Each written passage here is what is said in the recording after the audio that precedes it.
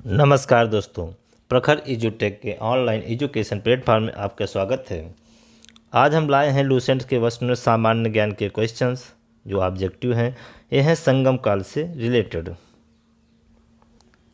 हम पहला प्रश्न है, लाल चेर के नाम से प्रसिद्ध वह चेर शासक कौन था जिसने कण्वी यानी पत्तनी के मंदिर का निर्माण कराया था? तो वो था सेनगुट्टवन। अगला प्रश्न, तमिल का गौरव ग्रंथ जीवक चिंतामणि किससे संबंधित है? तो वो है जैन से। अगला प्रश्न, तमिल भाषा का मणिक में कलई नामक गौरव ग्रंथ किससे संबंधित है? तो वो संबंधित है बौद्ध धर्म से।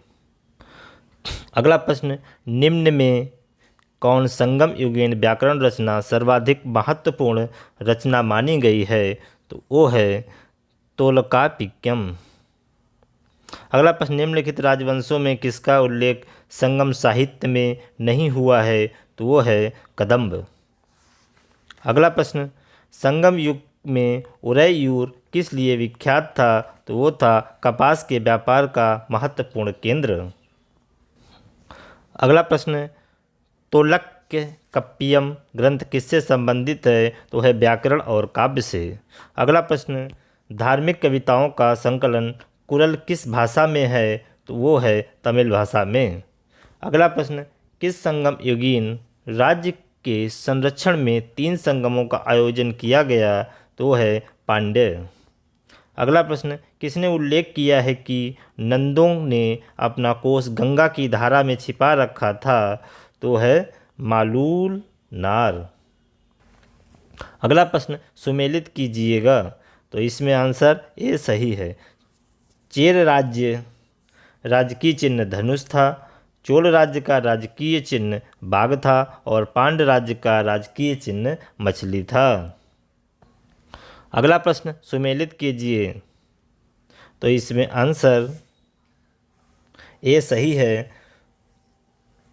तोलकप्पियम पुस्तक के लेखक तोलकप्पियर थे। शिल्पाधिकारम के लेखक इलांगो आडिगल थे।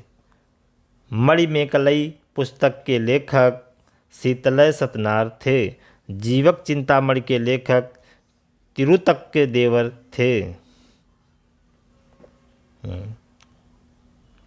अगला प्रश्न सुमेलित कीजिए।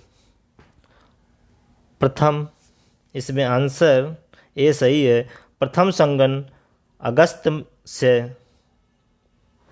अध्यक्ष थे। द्वितीय संगम में अगस्त और तोलकाप्पियर अध्यक्ष थे। तृतीय संगम में नक्कीरर अध्यक्ष थे। अगला प्रश्न, कपाटपुरम या अलवय में संपन्न द्वितीय संगम का एकमात्र शेष ग्रंथ कौन सा है? तो वो है तोलकप्पियम।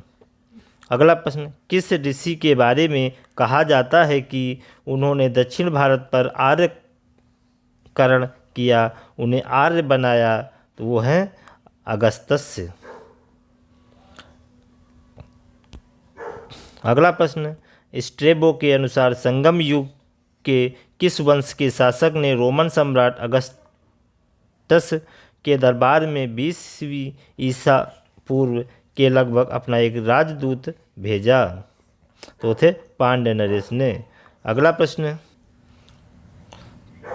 तिरुवल्लुवर की रचना कुरल या मुप्पाल को कहा जाता है?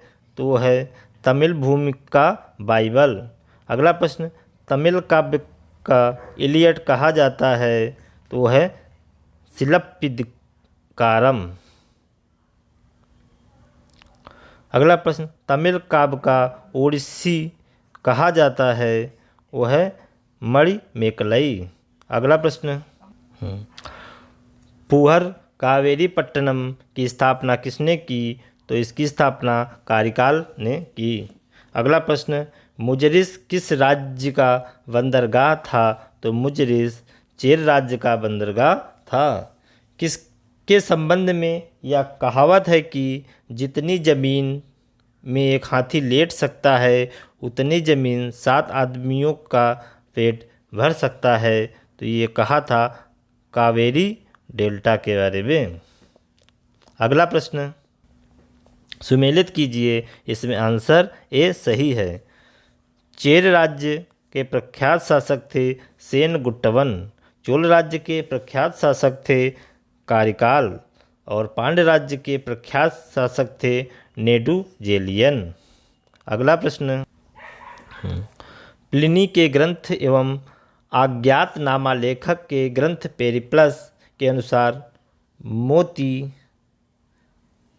ताप पांड्य नरेश किस क्षेत्र से निकलते थे? तो वो था कोलवय।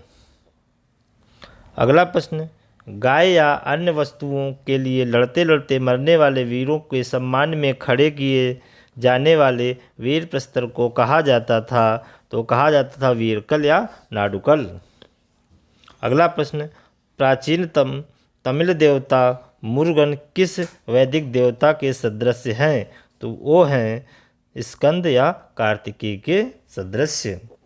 अगला प्रश्न संगमकालीन साहित्य में कौन, को एवं मन्नन किसके लिए प्रयुक्त होते थे? तो प्रयुक्त होते थे राजा के लिए। अगला प्रश्न निम्नलिखित में से कौन से संगमकालीन पत्तन पश्चिमी तट पर स्थित थे? नीचे दिए कूट का सही उत्तर दीजिए। तो इसमें उत्तर सी केवल 3 और 4 सही हैं, तोंडी और मुसरी। अगला प्रश्न महाकाव्य शिलप्पदिकारम किससे संबंधित है? तो वो संबंधित है कथानक में जैन तत्व। अगला प्रश्न मणिमेकलई के लेखक कौन हैं? तो उसके लेखक हैं शीतलय सतनार। Thanks for watching.